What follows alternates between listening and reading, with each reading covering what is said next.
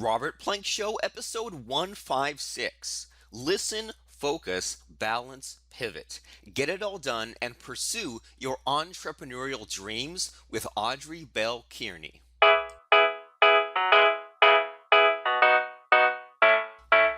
Hey everyone, and welcome back to the Robert Plank Show. Our guest today is Audrey Bell-Kearney. Now, she is the founder and CEO of HerTube Media Network, which is a media marketing, production, distribution, and consulting firm that curates and produces digital content for clients and helps them get exposure for their business. Now, Audrey sounds like a pretty amazing woman.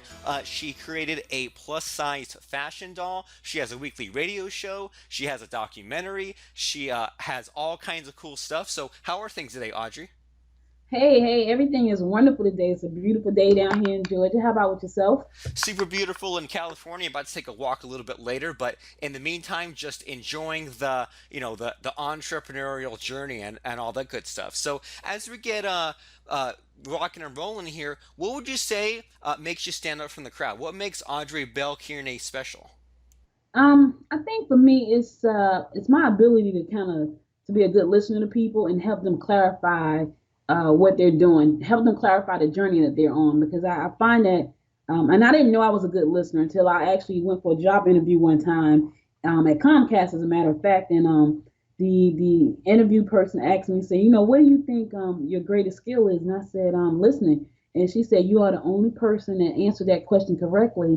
And she said, it's rare that I find somebody who say listening. So I would say that listening and helping people pretty much kind of clarify what they want to do with themselves, with their business, with their lives, and things like that. So would you say that this whole thing about being a good listener, is this just something that comes naturally to you, or do you see other people kind of messing up? Like, is it just a matter of just slowing down or being 100% present, or what's the trick to being a good listener?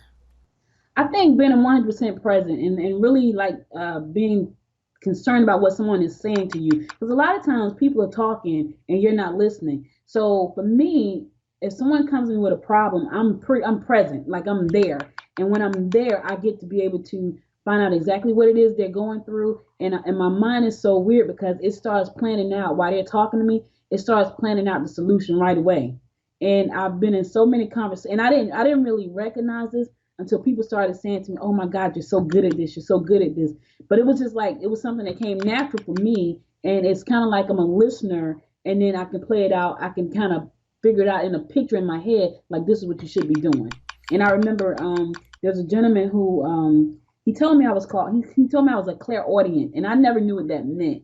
And he said clairaudients are people that listen. Like they learn by listening. They learn by hearing what the people are saying. And he said to me, and they're really to the point. Like they really don't like to beat around the bush. Like get right to the point. And it was so funny because I said, oh my God, that must be what the problem is with my daughter and my husband because they like to tell a story and they want to tell a long story. And for me, I'm like, okay, what's the point?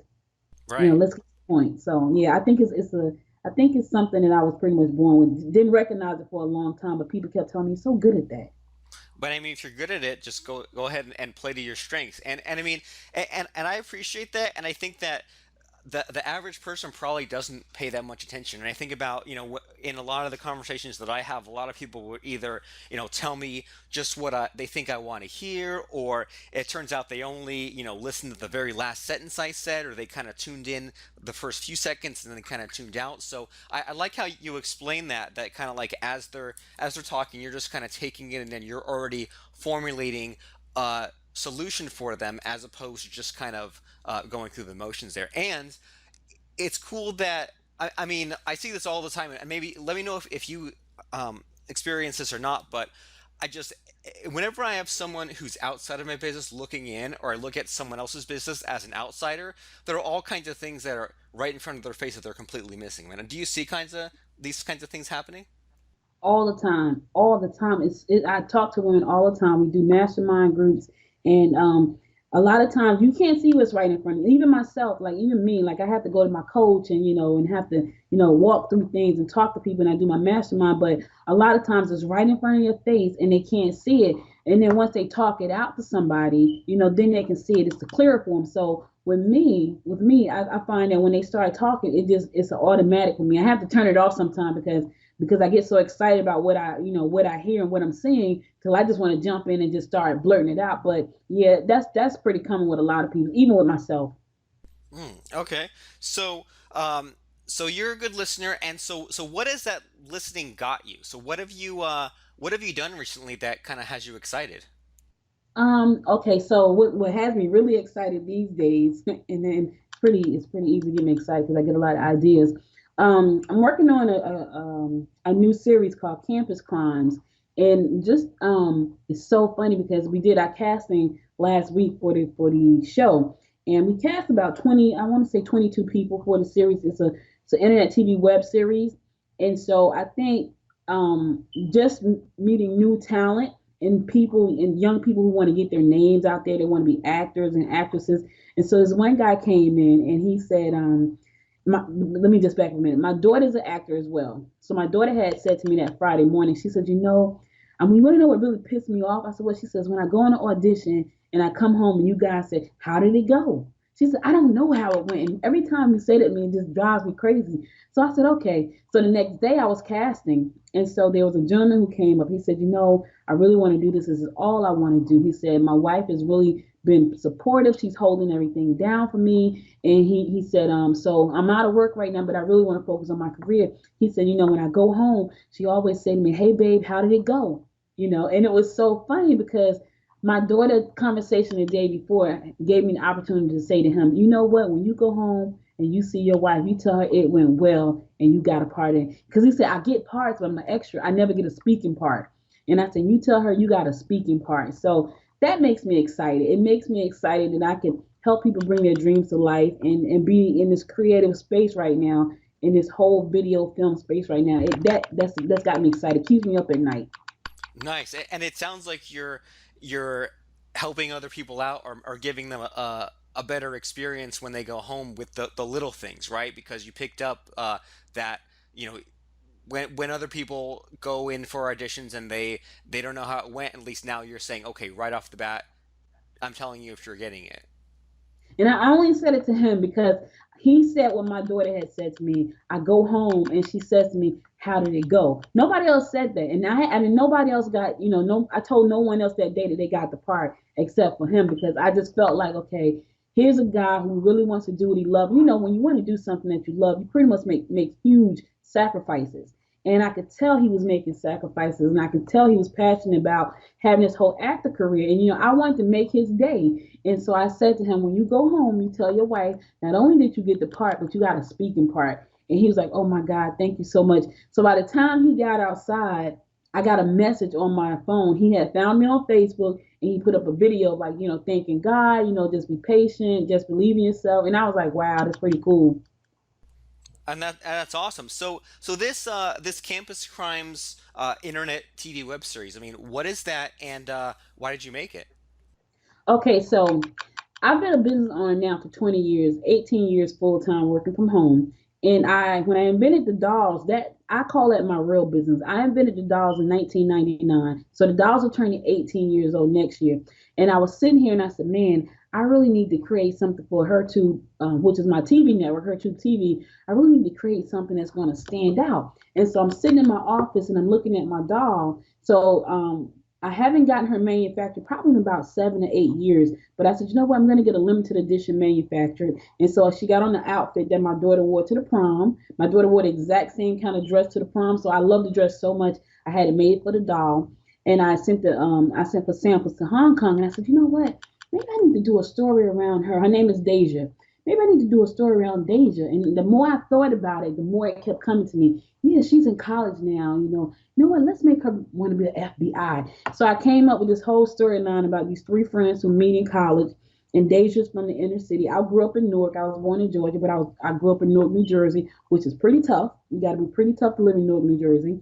And I kind of thought about my life, and pretty smart girl, book smart, street smart, kind of can hold her own. And I said, you know what, I'm gonna make Deja like that. But because there's so much crime in the inner cities, I wanted her to be studying to be an FBI. So I created the story around her, and she wants to be an FBI. She meet up with two friends, and so I'm here in Georgia now, And one of her friends is Macy, and she is a beautiful white girl who lives in Savannah, and she was raised on a farm, and all she cares about is keeping the earth and the planet safe and clean. And then there's Terry, who is raised in Los Angeles. Her family is rich. She's a black girl. She's from money, and she loves fashion, and she wants to be a fashion mogul. So they meet up on campus, and because Deja is training to be an FBI, the police and the campus police always come to her when something is missing, and for her to help crack it, she may be hacking a computer, she may be tracking somebody down, just solving cases. So that's pretty much the gist of how I came about with the storyline.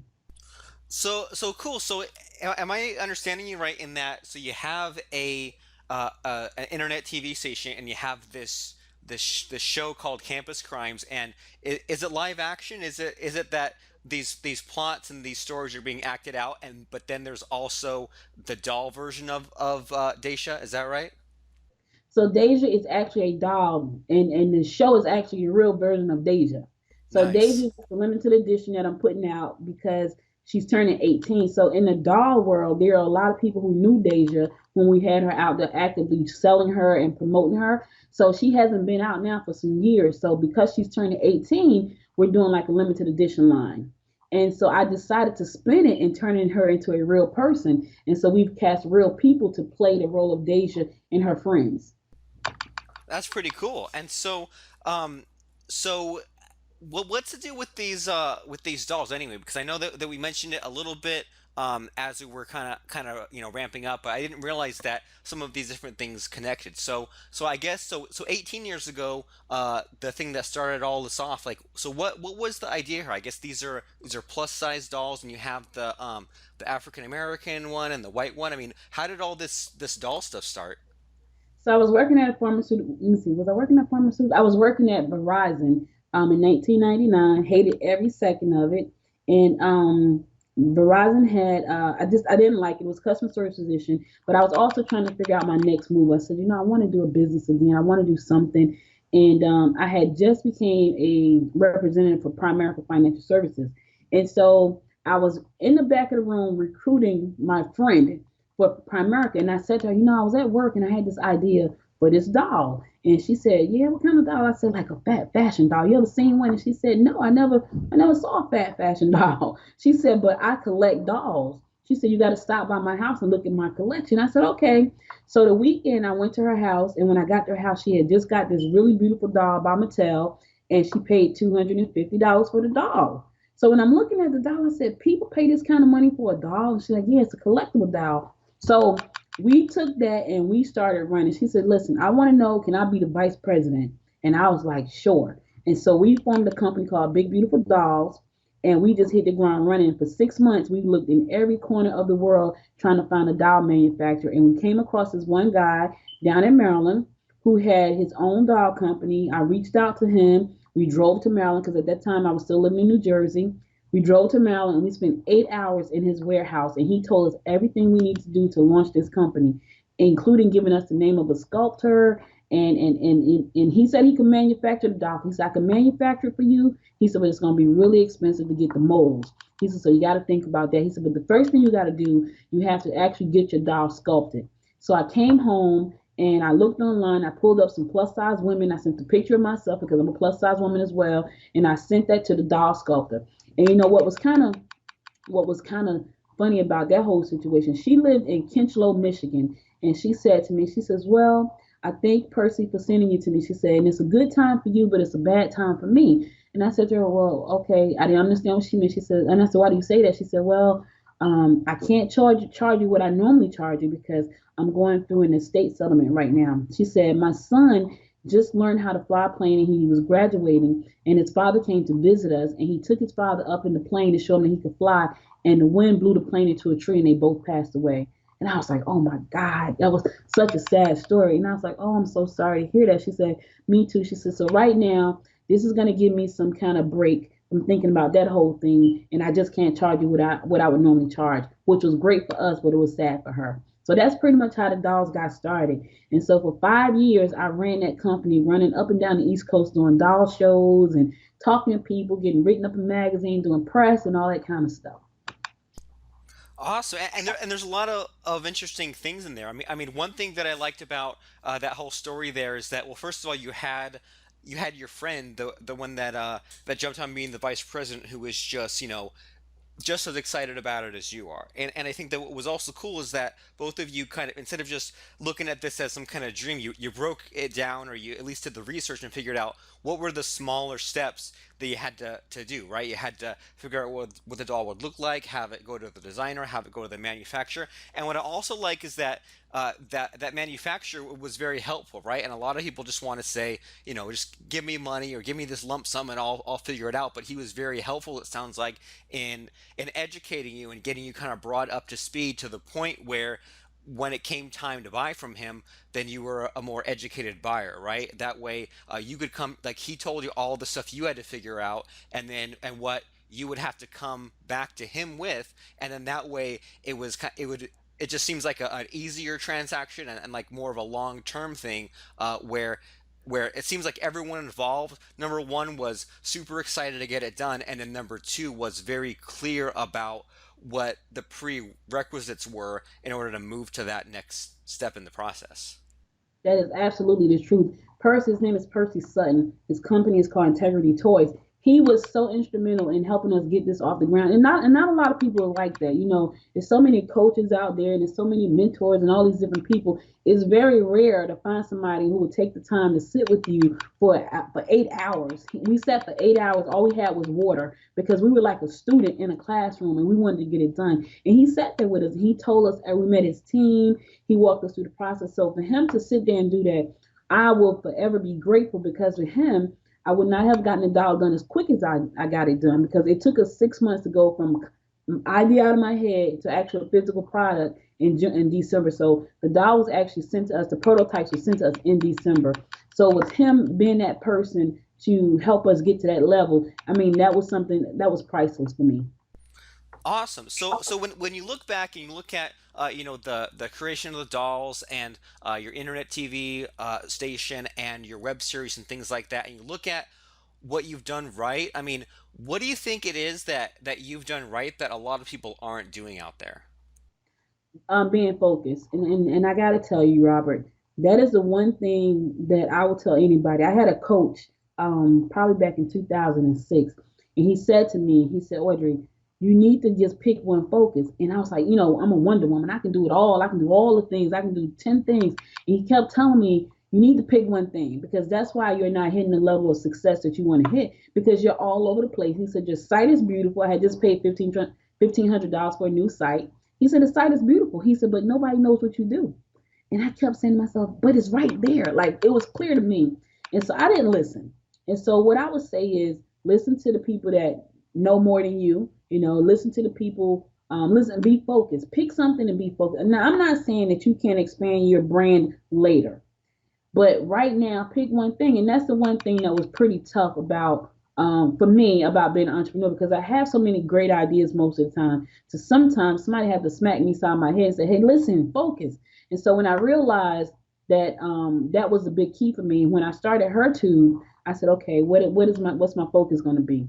And what I did was, even though I have several different subsidies to the company, I have people in place to handle those subsidies. So I handle the basic overall operations of the company and the marketing and the expansion of the company. I have a person that handles the distribution, and I have a person that handles the production. I have a person that handles the content curation and stuff. So even though I had all these ideas, and each one of those can be separate businesses by themselves, I would say focus is the main thing for anybody.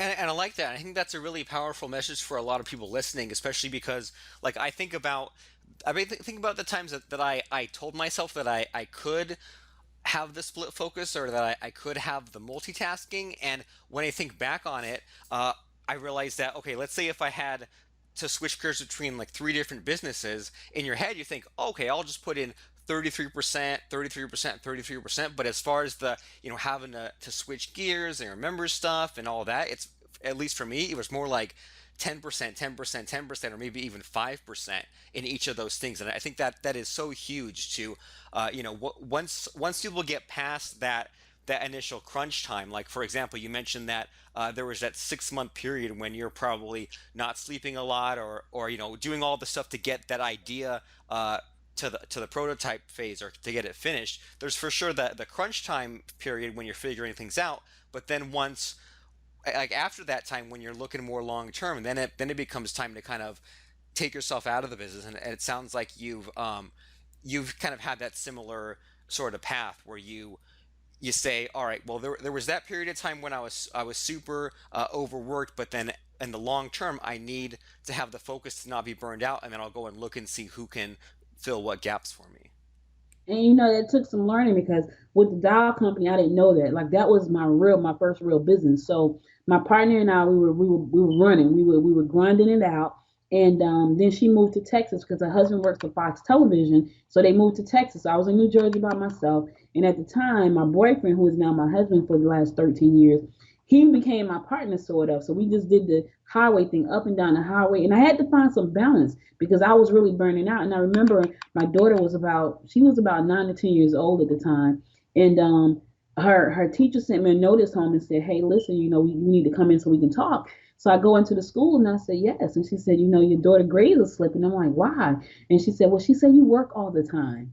And I was like, oh my God, which I was. I was working and I was doing a business. So I had to find some balance. And what I did was when she was home, I gave her all my attention. And she went to bed about 8 o'clock at night. So when she would go to bed, I would start all over again. I would work to probably like 2 o'clock in the morning, at 3 o'clock in the morning, because I quit my job at Verizon. My husband and I would go and sling papers.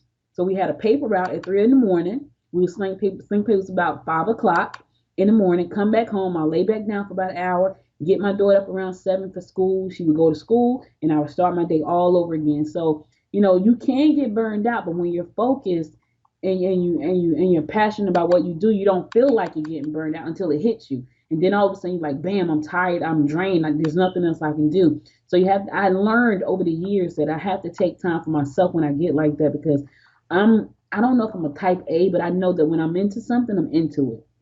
And so I've learned that when my mind says, okay, you're just looking at the screen, you're not really seeing anything, it's time to take a break.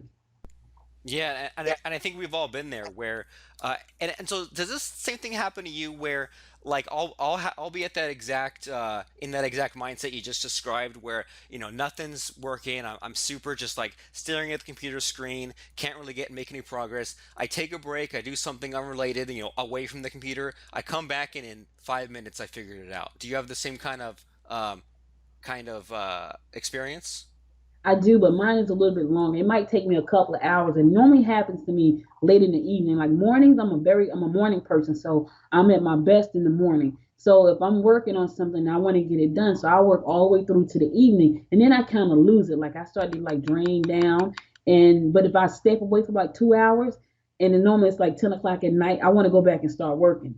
And I was like, oh man, now I got it. Now I can go back, but I won't go back. I said, you know what? I'm gonna go to bed and I start again fresh in the morning. But normally it happens to me at nighttime, like around 7 o'clock, when I guess most people should be shutting down. I'm tired, and then I'll take a break for a couple of hours, and then I'm fresh again. But I don't start again because I know if I start again, I'll be working to the morning, which is gonna really mess up my day for the next day.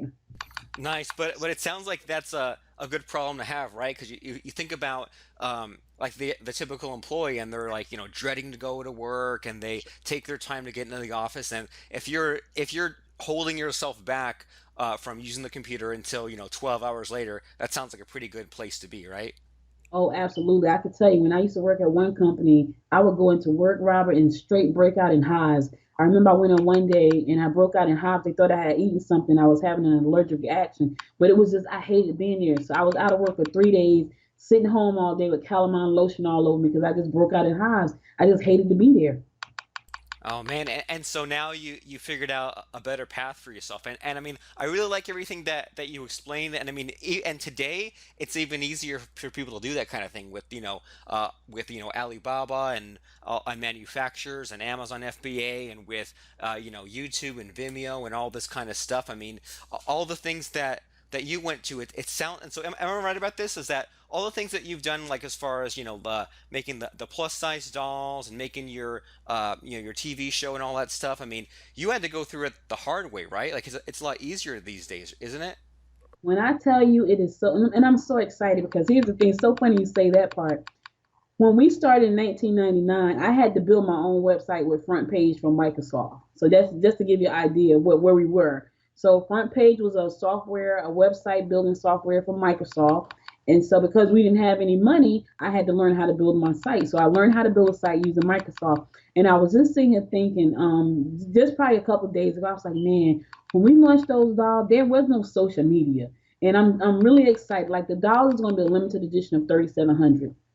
We're doing a pre-sale of the doll. And so there was no social media. It was me going to doll shows up and down the highway. So now fast forward to today, I can't wait to see how this is going to play out on social media and all across the web because there was no social media. It was I don't even think YouTube had came out yet. Well, I know YouTube wasn't out and Facebook, none of those guys were out. And by the time they came out, we had pretty much halted production. I think that was right around 2005. So I think YouTube and all those guys were just coming out. So I was saying to my husband, I said, man, I want to see how this is going to work out with pre-selling the dolls using social media when, there was no social media when I started, and now with this whole internet TV thing, man, I'm loving every second of it. I'm on Roku.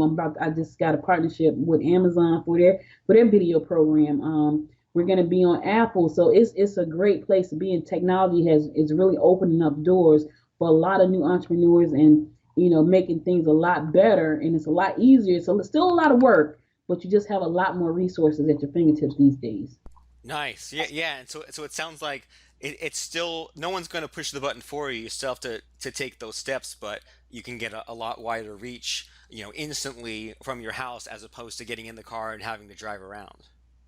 Absolutely. And then that's the thing. Like you still have to push the button, Robert. You still have to take yourself serious. I still talk to a lot of women who want to start a business. Even my husband. My husband makes this really good chopped barbecue, and he says to me he wants to do it as a business.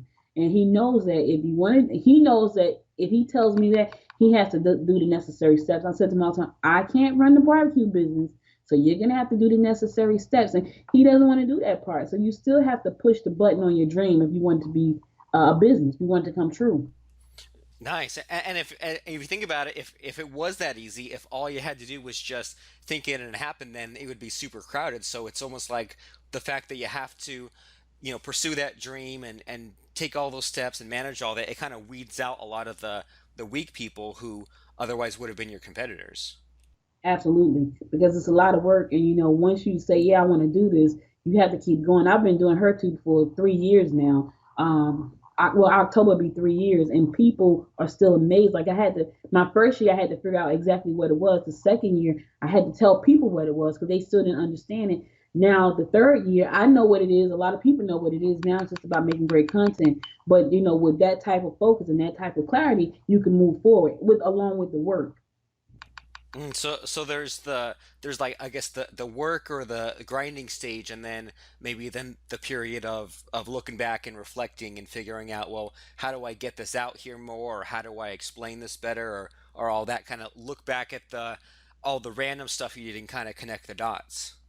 Absolutely. I was in an investment meeting last year with some investors, and I went through an accelerator program called Launchpad 2X. And they put me in front of some investors, and I thought, I mean, they're going to get it because, I'm going to tell them, listen, just think about a hybrid. It's a hybrid between Netflix and YouTube, and they didn't get it.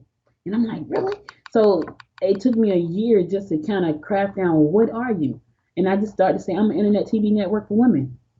So think of me as an NBC on the internet for women. And then people got it. Oh, okay, okay, I get it. So it took a year for me, because I'm thinking in my head, it sounds pretty simple. Don't you get it? They didn't get it. So you have to really get your message down pat for people to understand it. So people started to get like, oh, that's really cool. Then I started getting, man, that's really cool.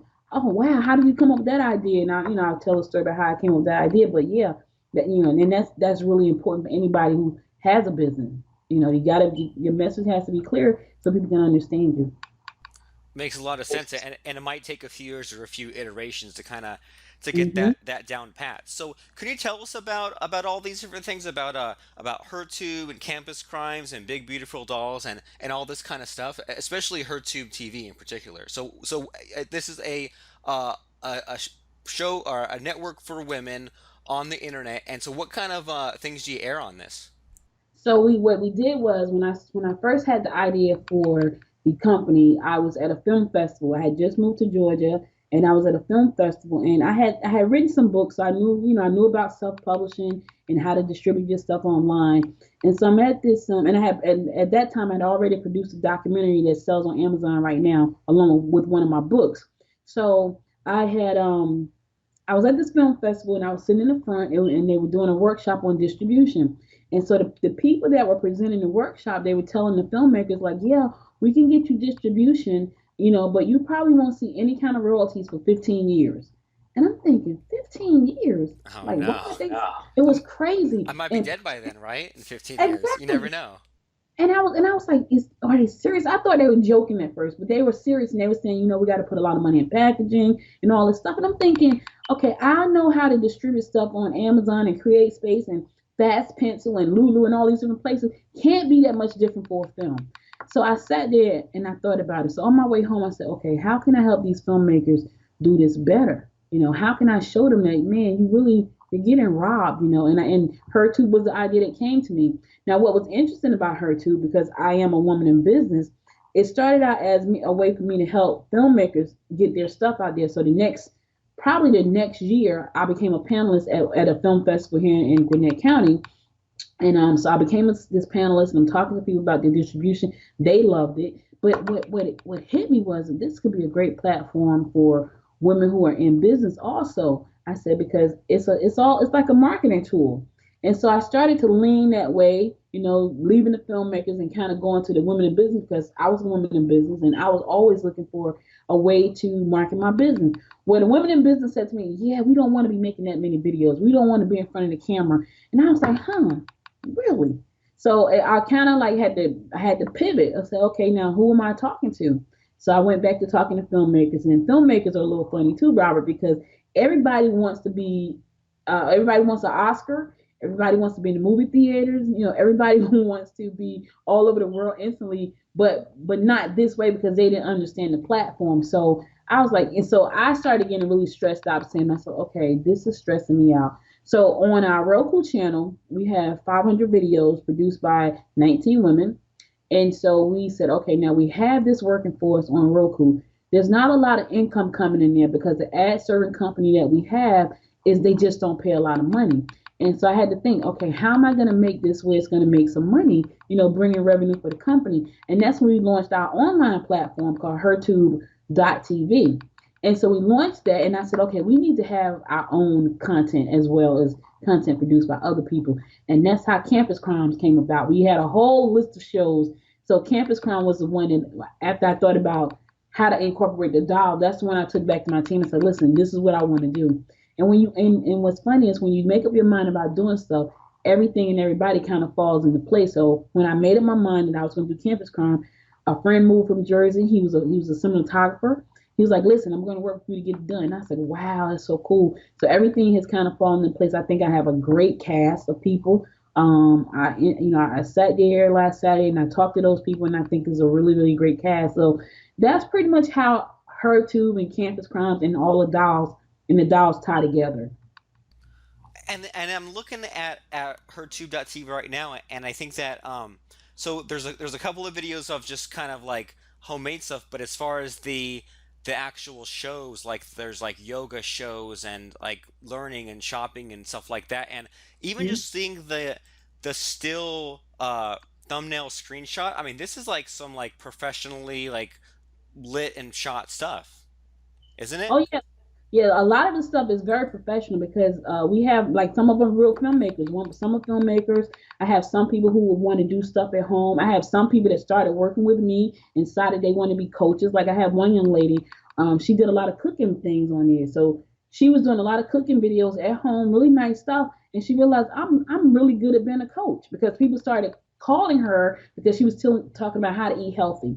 So some stuff is homemade, some stuff is very professional, and some stuff is just kind of like the lady I just partnered with, that producer right there, the one you see now. She does a lot of training stuff, and so she's in a whole nother country.